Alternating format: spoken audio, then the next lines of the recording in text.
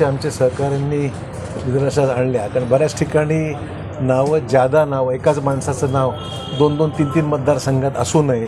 कायद्याने तुम्हाला एकाच ठिकाणी मतदान करता येतं. 2-2, 3-3 ठिकाणी नाव असण्याची शक्यता आहे का? तक्रारी पण तशा आलेल्या आहेत. आमचं म्हणणं हे व्हेरीफाय करा आणि सत्य असेल तर मग त्या पद्धतीने मग ती नावं डिलीट झालीच पाहिजे. तर हा एक विषय होता.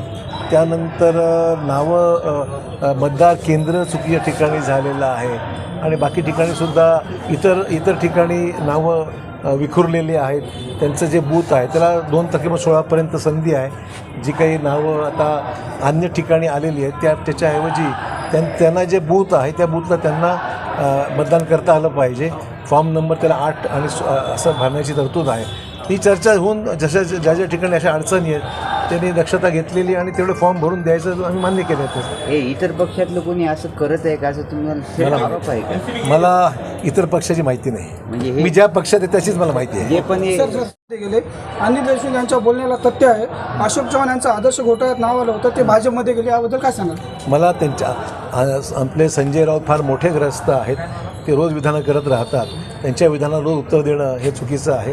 तेव्हा मला त्याची काही दखल घ्यायची असं वाटत नाही. बरं, ज्या एवढी सुरक्षा देण्याचा संबंध काय, त्याला वाय सुरक्षा का दिली? मला यातली काय माहीत नाही.